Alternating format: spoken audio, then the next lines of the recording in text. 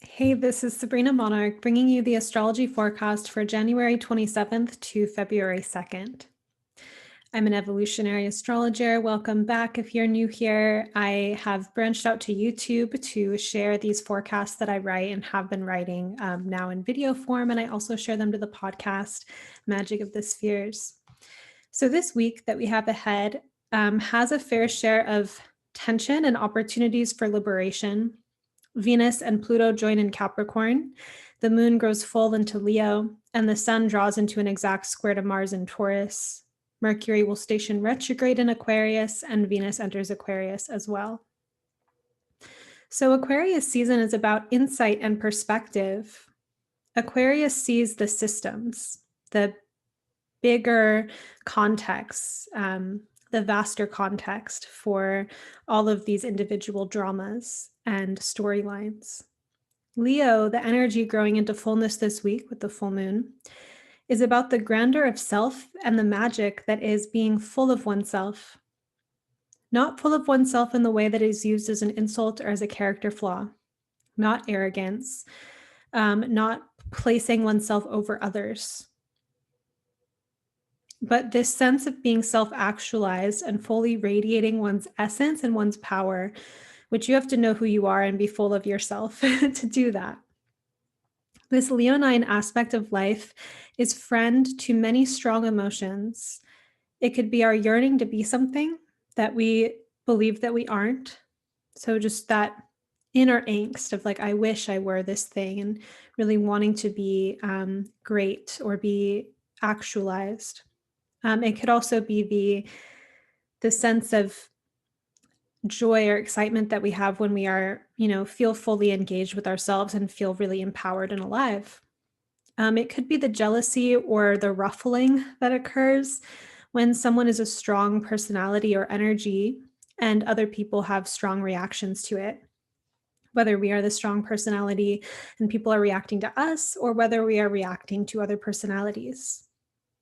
Leo is ruled by the sun after all, and at once we might be basking in the sunlight in the full erotic splendor of aliveness, or we could be squinting harshly into the light, burning, wanting nothing more than to get into the shade.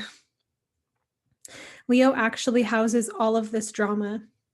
It also houses the inner regality of stepping into ourselves fully, stepping into who we already are.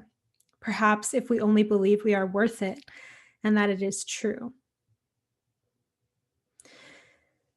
So the whole being who you really are thing is very simple, and it's also mysterious because we collect a lot of conditioning and a lot of false versions of self just through interacting with reality, just through receiving cultural conditioning, family conditioning, and through maybe wanting to fit in with our given culture, or fit in with certain standards of what's beautiful or what's amazing or whatever, that goes against our own kind of personal makeup. So the task of being in the inheritance of who we actually are is a internal activity of finding that information, who am I, feeling that sense of self, and an external activity of actually expressing that out in the world, letting ourselves be seen, being visible, so that people can interact with us and see who we really are, as opposed to going into the world as more of a character or a false self, and engaging from that sense of falseness and snowballing that false identity into all sorts of energetic clutter around us. In light of tensions this week, like Venus conjunct Pluto, which we'll get into in more detail, jealousy and intense desire are possibilities. And then the sun square Mars, has aggravation and irritation as possibilities this week. So with these more tense transits, and tense doesn't mean bad, it just means that there's going to be some friction. We might have the opportunity to get some insight about ourselves as though we are a character that we were fascinated in studying. There is a deeper level of play in the game of life that is available to us when we are willing to explore our own mysteries and shadows, and even just our patterns from a more detached vantage point. So, for example, if I subconsciously expect people to reject me, like I'm always just waiting for that rejection, I might withhold my truth. I might not ask for what I want. I might undervalue myself. And these particular orientations have consequences. And then I'm in relationship with those consequences. And there's an energy that's showing up in my field that boils down to me um, subconsciously expecting people to reject me, right? So becoming aware of what those patterns are and how they are gravitating these consequences in the field around us, because that's the energy that we are playing with and showing up to life with. Those of us who want to change our lives and to either step away from patterns that drain us or step more fully into the gifts or aptitudes that we know that we have, there's just got to be a little bit more fun to this game. That's my intuition for this week. A growing sense of fun, contrasting a sense of seriousness um, about the game. Because the game, the game of life is serious play. It does have a serious element to it. And there's also all this avenue, an opportunity for fun. This could be what this week opens a door to, an illuminating awareness that we already are that which we seek. So the things that you desire the most, maybe you have an image or a vision of what you need to aspire to get there, but you're already vibrating at that frequency in another way, perhaps more symbolically already. I think it's already in there. But how is this game played, this game of life, and what are the rules? If we're here incarnated, that's basically what we're figuring out. And I think it's possible that if we consider it a game and something that could be fun, we might invite our inner player out, the one who is willing to play and experiment and really engage with life. If we don't want to play and aren't even trying to figure out the game or what the rules are, that's when we sink into depressions or futility and believe that everything should already be figured out, which is a form of entitlement, and we give up on playing. Now, just to clarify, when I say rules here, rules have, a connotation to it. When it comes to games have rules. There's gameplay. So there's different aspects of life where it's like there are perhaps natural laws, there are natural laws, and there's different ways that energies operate. When we understand how these energies operate and what the rules, so to say, of the game are, then we gain all this agency for playing. But when we don't know the rules, it's like we're kind of just scrambling, like trying to do something or trying to be effectual, but we don't really know what the metrics are. And we might think that there's certain rules like to the game or a particular sub game of life. And we could be off about it. We could be playing by a distorted sense of like a distorted framework or a distorted set of rules. So it's getting into a deeper alignment with what is the framework for which we can derive our actions and our motivations, so that we feel more empowered, like we feel like we have more agency in our lives to experiment and to be here. Right. So I'll give a personal example of a big pattern that I'm working through, which is becoming more transparent emotionally, and talking about my feelings and my needs, and also like participating more in life, which I know, like, if those of you who follow me and see how like visible I am on social media, yes, I do participate in life. It's not like I'm not participating. But I made a post recently about how I used to, I developed a skill in early life about being unreadable. So just being a deep perceptive witness, but basically not saying anything, just being a listener. So entering situations and people would like tell me their life stories. And there was a way that just being this witness character was something that I fell back on pretty easily. And to an extreme, it can then manifest, or it had manifested as not being an honest participant in my relationships, like there being a fantasy image of me that had been built up that I hadn't done anything to resist. So it's like letting someone build a projection about me and just like being a witness and allowing that to happen. So I noticed that even like one of the last times I was in a group social situation, that I found myself starting to like almost mildly disassociate. I snapped out of it by actually just joining the conversation and putting my ideas and like putting my voice into the circle. And then other people in the circle responded to me, and I felt connected to my environment. Had I, however, continued to dissociate and think, oh, these aren't my people, like these people don't understand me, I don't belong here, then I would have just continued to recede into the background, instead of actually putting in my voice and like playing the game of the night. So this is what I'm talking about, figuring out where your engagement is in life and what are the stories and patterns that keep you disengaged or engaging in a way that creates an unnecessary level of static or distortion between you and life. And that's like deep, deep work, right? Like that's the mystery path of incarnating into our full selves, and learning about what's holding us back, so to say. It may feel harder to play a game well if we don't know the territory and the map and the rules. So as Mercury stations retrograde in Aquarius, this can be a good time to tune into systems of awareness that grant us more liberation in our lives. So different languages, personal development tools, and I mean languages in a very broad sense of the word. Personal development tools or systems of knowledge like astrology, for example, these things are all maps. A map gives us a sense of direction. It tells us the territory. So when information or a body of information excites us or has this electric charge, like we're curious, we want to know more, we feel the insight, we feel its power, this can be a clue that it is helping us activate our mental and intellectual sense of navigation through life.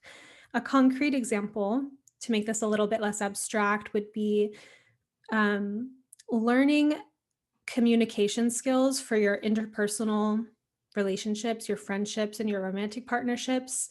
This is a map, but actually applying those teachings into your relationships and experiencing more love and connection in your life is the territory. So a lot of like Mercury stuff, if we think about information or we think about even like advertisements in that world, there's a lot of like problem-based ads, for example, like I see you have this problem and here's the solution. One way to like feel that in ourselves or kind of reverse engineer it is like when you have something in your life that feels blocked, like it's an issue, that's where we can form a question like, is there an easier way? Is there a more satisfying way to live? And we become curious and open to knowledge or systems of knowledge that might offer us insight or perspective on the places that we want to experience growth or liberation. So I'm going to share a few announcements on some slides here, and then I'll get into these transits that I was alluding to in more detail. So do find me on Instagram at Sabrina Monarch. I post things there that I don't really post, or share here, obviously. And you can also sign up for my mailing list, and that's a way to stay in touch with me, to get the forecast delivered to you every week, and to also get announcements of when my courses are open for enrollment. Please like this video and comment. Let me know what you think, how you're doing, and subscribe and hit the notification bell. My evolutionary astrology intensive that I teach is currently in session, but it's a several-month course teaching you the foundations of this form of astrology that I love so much. So do get on my mailing list to be on the wait list for the next one.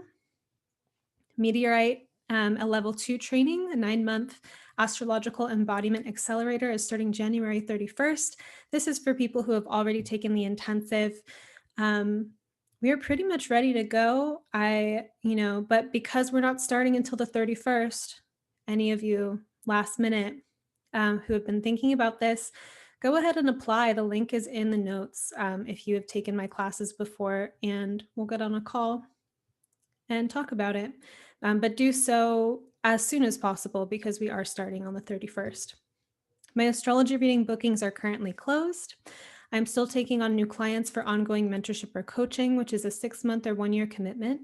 If you're interested in working with me in that capacity, you can send me an email at sabrina@monarchastrology.com. And of course, if you would like to know when my astrology readings open, my mailing list is the best place to be for that. And then we have a new episode of Magic of the Spheres with Jonathan Coe called Thriving as Multi-Hyphenates or Mutable Souls. And we talk about the multi-hyphenate or shapeshifter path, having multiple callings and vocations. And we talk about the mutable signs of the zodiac, which are Gemini, Virgo, Sagittarius, and Pisces.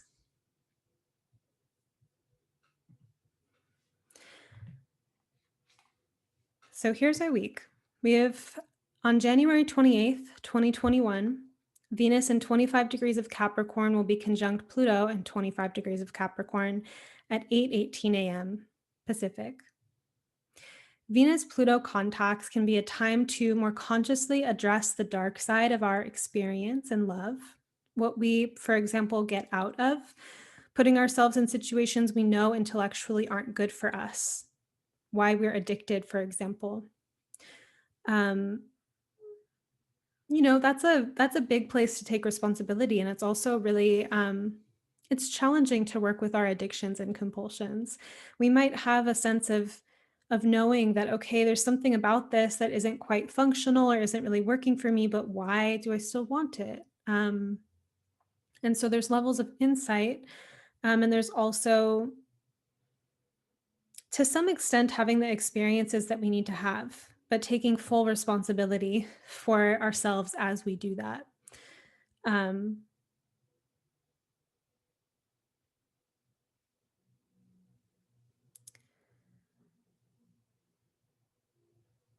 There's noticing what sparks our jealousy or envy with Venus Pluto, noticing what lower impulses we have that we either indulge or correct with our moral compass, but we still have the impulses.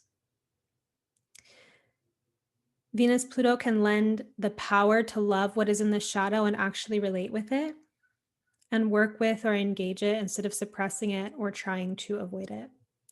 So, for example, if we have any kind of gameplay, now to use this in a more negative sense than I was using it earlier, where we're more manipulative or extractive in our relationships, like we're trying to relate with people to get a particular result, right? Like there's a manipulation at play. By noticing when we're doing that and why we're doing it and what insecurities it's attached to, we are that much closer to liberating ourselves from that pattern and making different choices that are more empowered.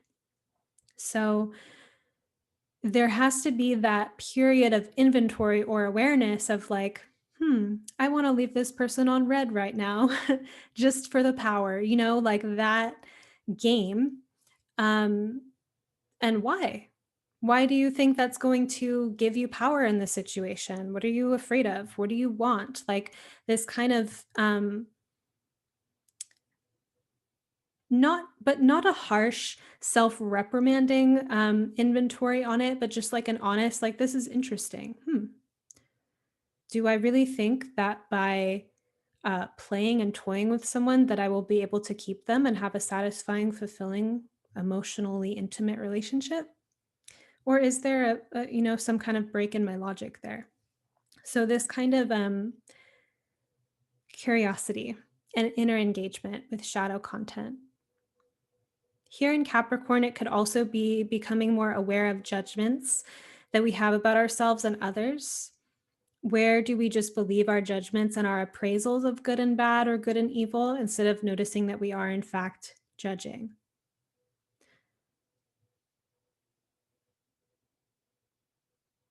In a video, which I'll link below, Perry Chase recently spoke of jealousy as a turn-on that we can't accept, that we seek to then destroy.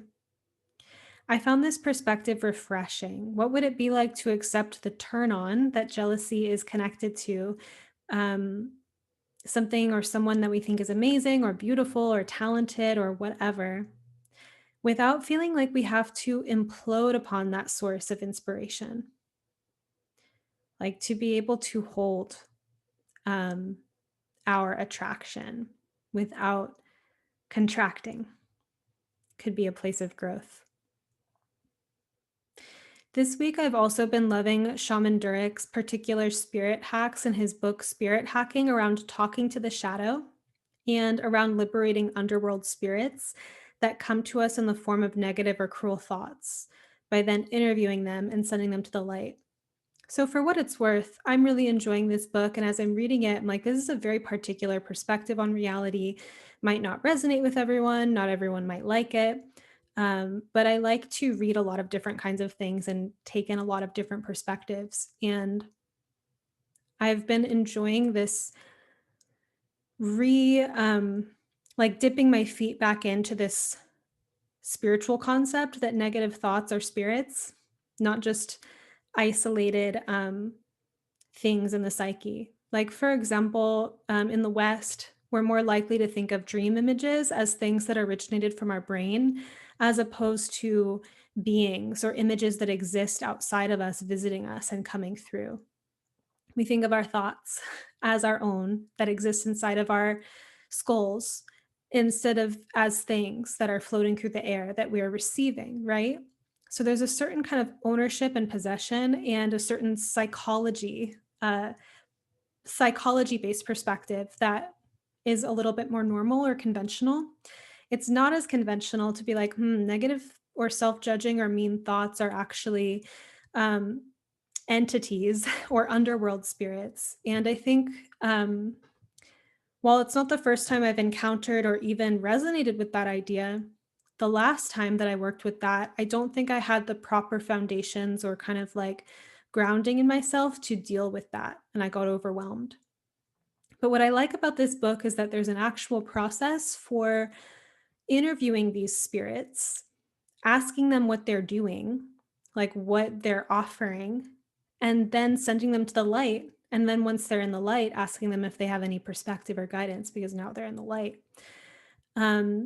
So I've been playing with that all week and I've had so many breakthroughs and it's been like very compelling. So I just, you know me, if you follow these, I'm pretty often talking about what I'm reading or absorbing.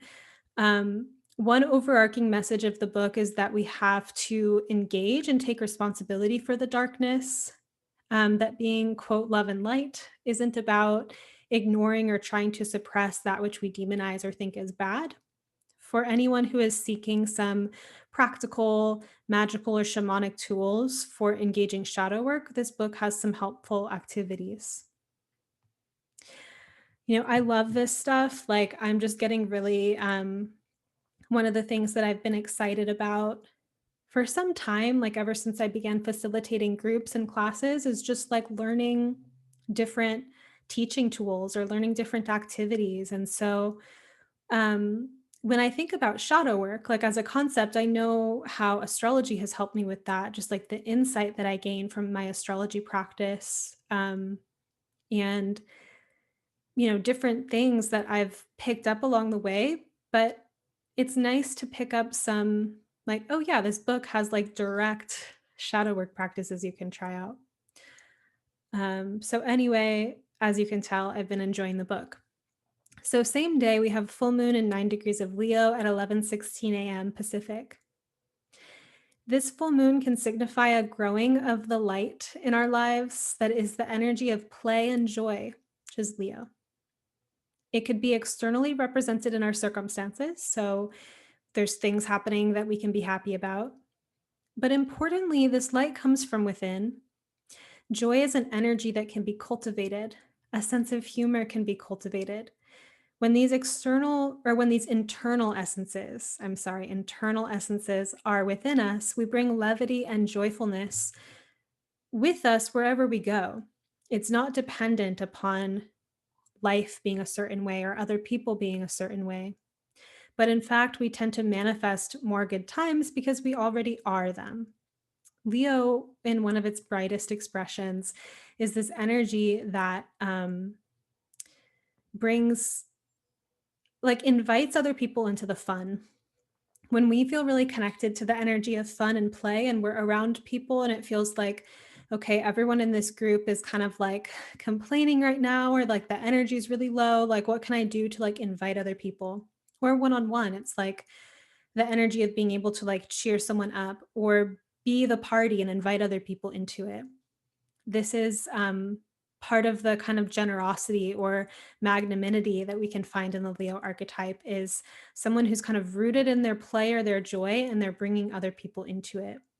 But at a more metaphysical level, it's also the way that when we are connected to certain emotions, we attract similar energies in the universe. I've been playing with this kind of thing for many years now, but it's always, a reminder to me in some sense that joy is a practice. It is something that we cultivate. And the more that we dip into that frequency, um, the more likely we are to engage circumstances in our life in a way that creates more to be joyful about. Um, and also metaphysically, we just attract things based on our emotional moods. So, this is not to say that we can't be honest about how we're feeling or have processes or express our grief or anything like that. Um, but do you have certain like touchstones of certain things that bring you emotional strength or joy that you can continue to come back to? With this lunation involving Saturn, so Saturn is conjunct the sun and opposite the moon, it can relate to the way that creating fun and creating a sense of internal happiness could take engagement or work, if you will. Our personalities create our personal realities. So we perpetuate more of what we've already been doing. If humor and play are already strong energies in our lives, they're easier to access. If we have been beset with grief, depression, or other heavier emotions, there is a way to both honor our feelings and have process with them and create new feelings and therefore new experiences for ourselves. I've been really inspired, like my friend Carla Palomino, who's an embodiment teacher, shared to her Instagram story this teaching about Eros and how connecting to the erotic can involve being present with what's there. So if we're feeling crunchy, if we're feeling, just like not in a good place, and we're going to start an embodiment practice or we're going to start like dancing or something, we don't just have to immediately skip what we're presently feeling and move our body in a way as though we're like pretending to feel a certain way. I know this as a writer too, that if I'm journaling, for example, and I have some more negative thoughts or something, that I have to write those first to get to the next space. So that if we actually just drop into what's present and find connection to that, that is literally erotic. So for thinking about play and joy and thinking about Saturn opposing this moon, where it's like, yes, the joy, the play is growing in the light, but there's also this heaviness or this gravity or this sobriety. Thinking about how it is that we might feel more joyful and connected to life just by being honest and present with what is and not trying, to escape it or to judge it, or to separate ourselves from it because we think it's bad. But that once we do connect with it, yes, we can open more doors and more portals for ourselves with things that we feel on purpose. Leo relates to theater and acting, and actors know how to bring themselves into many different kinds of emotional states pretty much at will, even if they do have to get themselves into it. But it's not just actors who have this power. Consider your capacity to try on an emotion and run with it. The moon in Leo can signify the creative powers of perception and emotions that are chosen on purpose, a visionary emotion. The more you practice it or find agency in yourself to create a mood at will, you may notice external events mirroring your choices. When we tap into this creative agency, why wouldn't we want to play? Why wouldn't we want to create wonderful experiences? In your interactions, tune into the energy of the player. within and without. I don't mean the person who is insincere in love.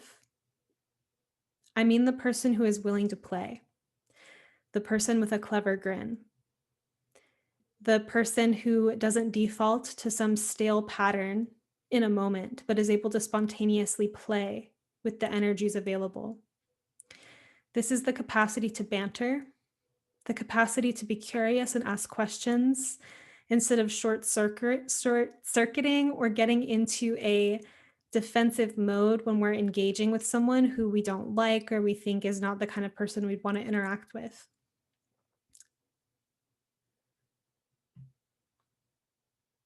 It's always okay just to leave people alone too and have boundaries, but are we able to just play?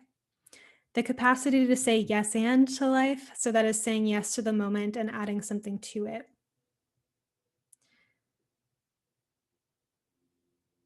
Now, some of you are Leos or have strong Leo energy or already do this. And I think also sometimes we continue to need these reminders that we live in an ensouled, animated, alive, responsive universe.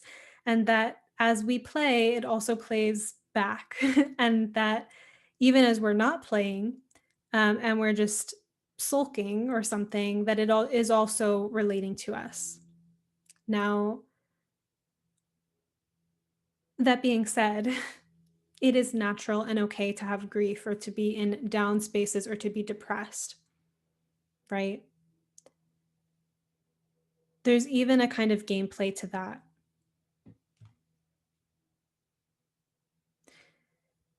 And I think that at like a spiritual level, Leo can be related to the ways that the universe is always playing and we're always a role, we're always a player in it.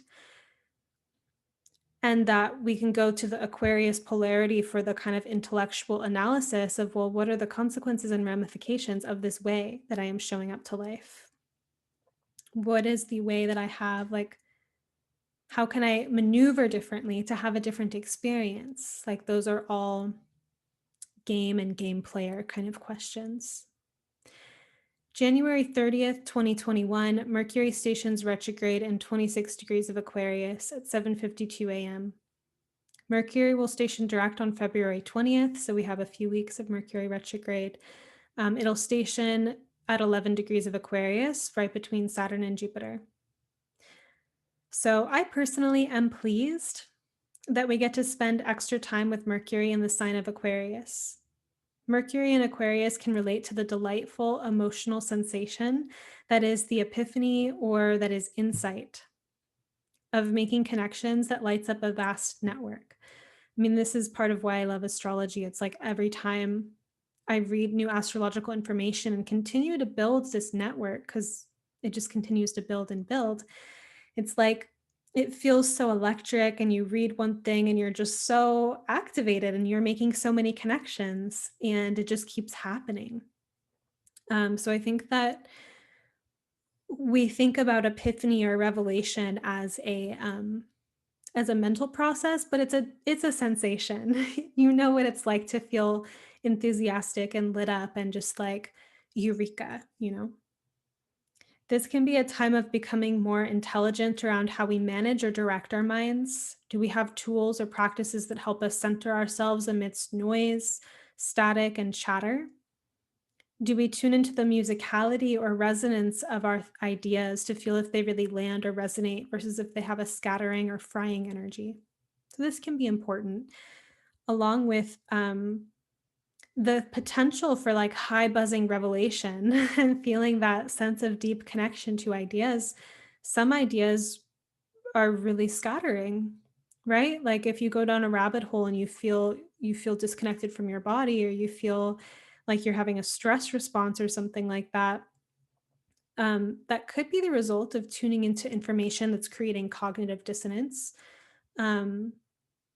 And we can work with that too. It doesn't mean that it's not true information, but sometimes it is feedback that the information isn't right for us.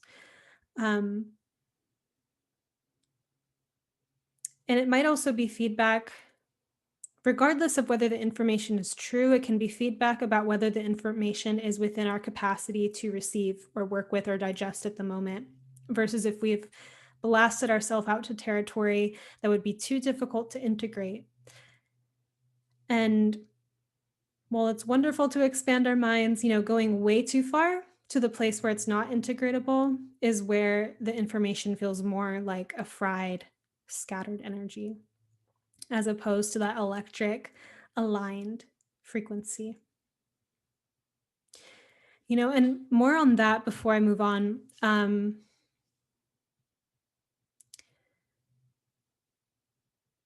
Working with conditioning the mind is an extremely powerful thing to do. Meditators do this. I wouldn't necessarily say that I'm a meditator as much as I am more of a visionary thinker. There's certain things that I tune into devotionally, and feeling into a frequency of pleasure or connection or truth, and building a web or kind of building a familiarity with that frequency can help you have that be like a home base. So you develop a kind of intuition, for example, of understanding what it feels like for truth in your body, like what you know to be true, versus where you're feeling fried and scattered and not integrated.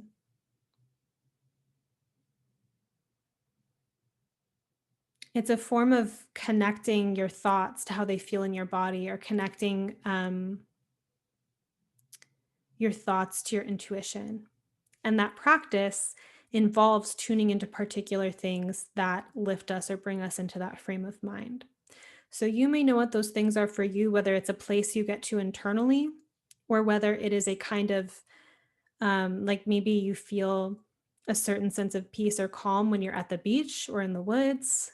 Or maybe it's when you tune into certain spiritual literature that you have a deep connection with, and it reminds you of that field of peace and connection.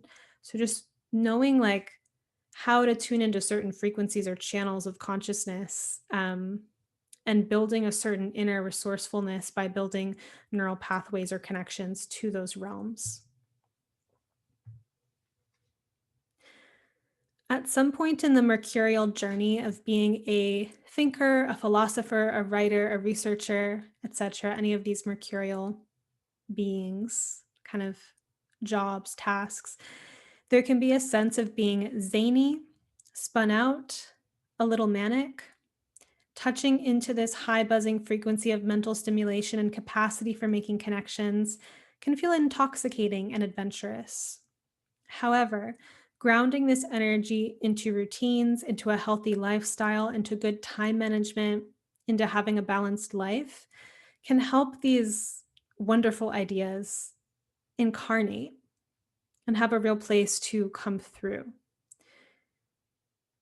It's not just our ideas and insights that matter, it's how livable they are and how they can be integrated into the whole system of our life. So Jonathan and I talked about this a little bit in the podcast, the most recent one. We talked about the myth of the tortured artist and, working with that and kind of rewriting it. And one of the things that I shared was that I learned early on in my writing practice that you can negotiate with the muse, that you don't have to have a relationship with the muse where it wakes you up in the middle of the night and you get into more of a pattern of madness where you're, having these disturbances and you're just having a more of a servant relationship. That was some language that Jonathan helped with, to the muse. That you can say, these are the hours that I'm going to write. You can join me. Please join me when I'm writing at this time. So knowing that, you can be doing something intellectual or mental, but maybe you still need to eat or take a walk or have some form of balance. And that it doesn't interrupt the genius. It actually just helps it be sustainable and livable. Another way of, extrapolating on this idea is allow what is mentally stimulating and exciting to you at this time to fertilize other parts of your life or trace the connections of how this is naturally arising. For example, some therapists that I've spoken to or have read books from, they talk about how they've had to carry the charge of their client practice. So all of these deep conversations and deep presence and catalyzing conversations into their personal life, into their marriage and home life, for example, that same level of conversation and presence, that it doesn't just stop when their workday is over, but they have to bring it home, like that energy that they also give at their work. So as a writer, and my ideas come out regardless of whether or not my desk is clean, like I literally have like dishes that I should, put away. And I work in that way because I just am able to write and share things regardless of whether or not I've made my room look nice. I have not set up a professional kind of YouTube background yet. I think I will when I move. But I have to remind myself that I enjoy weaving a beautiful home and not just words. And so I have to take the time to nest too. Mercury and Aquarius can help us light up other parts of the network of our lives by carrying the charge of where we are the most excited, where we have the most energy, where we have the most aliveness, and irrigate this, like the water bearer, into places that could use that boost of energy. So just tune in with where do you have the most charge and the most availability and the most energy. And that's a wonderful way to, not only have that part of your life lit up, but you can send that energy out into other areas that need it as well. And I don't think that it detracts from the thing. I think that it's actually just a form of life irrigation.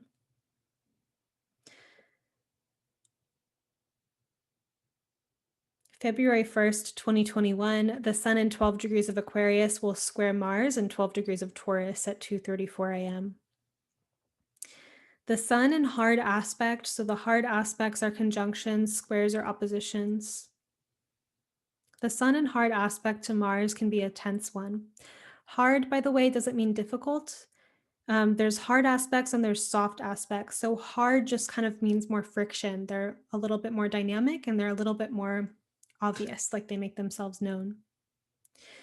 So this Sun-Mars square, to me, calls to mind the sensations of frustration that we feel at an impasse or driving in traffic or encountering a situation that makes our blood boil, or it can be those things. It can be powerful to expand our range for sensation and to have self-compassion when we are in distress, when we are angry, or when we want something that we can't have or can't have right now. So compassion while we're in distress means that it's okay to be in distress. It's okay to feel anger. It's okay to feel desire that is painful, right? But are you also self-flagellating and criticizing yourself for having those feelings? Or can you hold yourself and have compassion for yourself while you're having intense feelings? And I think that it's that capacity to hold ourselves through those intense feelings that creates our capacity or our range for those sensations. It's like we don't really like our subjectively negative experiences, sure, but can we have the self-esteem and feel noble in the way that we carry ourselves through them? How we remain self-possessed enough to make choices that we feel good about. And some people are more easy-go-lucky or they have this down, right? But given this transit, just make a mental note that if you're feeling activated or you're feeling tense emotions or anger or something like that, that it can be really helpful to make a point to have compassion for yourself. This transit can also relate to the feelings that are evoked in the presence of personality clashes, how it feels to be annoyed by another person, how it feels to be in our expression and notice that someone else is turned off by it, how it feels to have competitors, whether or not we feel competitive. Even in communities of mutual respect and care, there are still personalities that may have their frictions. Even in beautiful, stable relationships, we can annoy one another. Again, how can we hold and engage these experiences in a way that we feel empowered, noble, and kind even? So Mars is in Taurus. Mars relates to, these themes of irritation and anger. It's also courage and a sense of nobility of the enlightened warrior. And Taurus is a lot about our sensation. It's a very tantric sign. And so thinking about the courage or the nobility that is this process of loving ourselves and being kind to ourselves as we are having feelings, right? Or how we engage finding another person annoying and having the spaciousness within ourselves to not lash out in a way that feels like a leak of our energy, but to engage in a way that also feels honest, kind, respectful of ourselves and the other. Like those are all deeper opportunities for growth that can come up in the face of simple annoyance.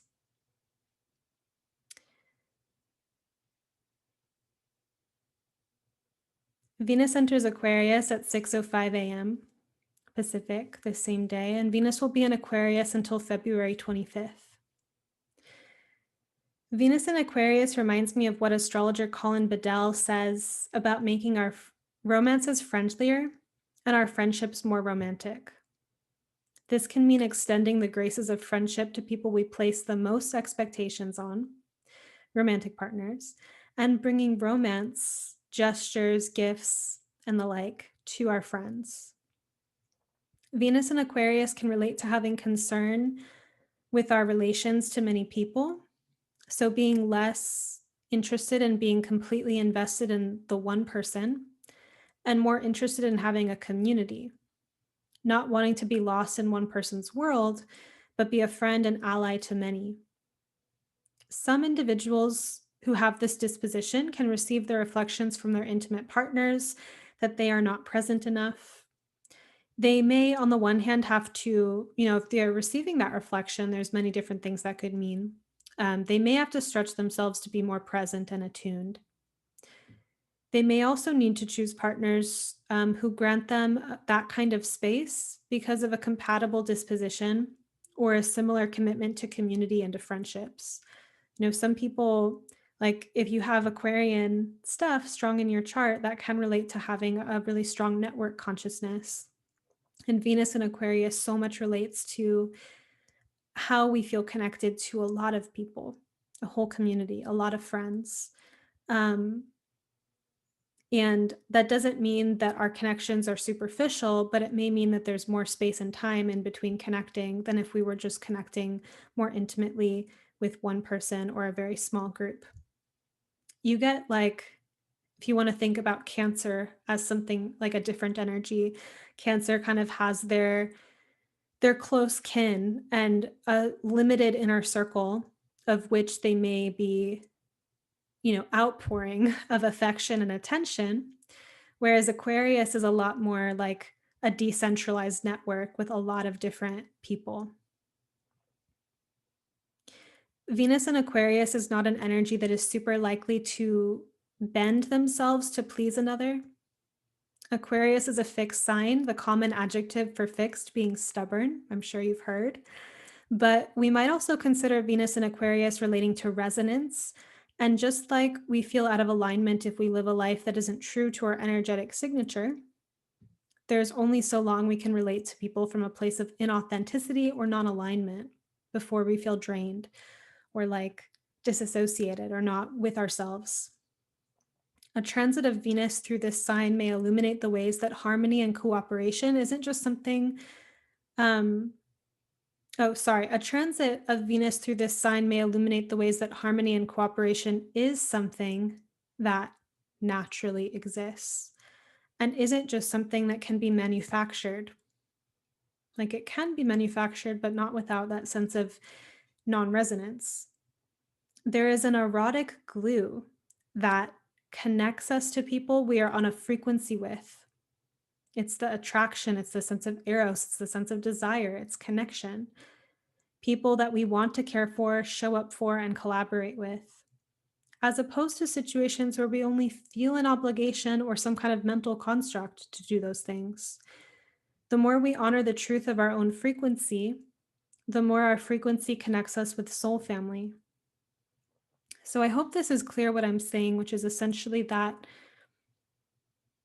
if we are deeply honest with ourselves about our own energy,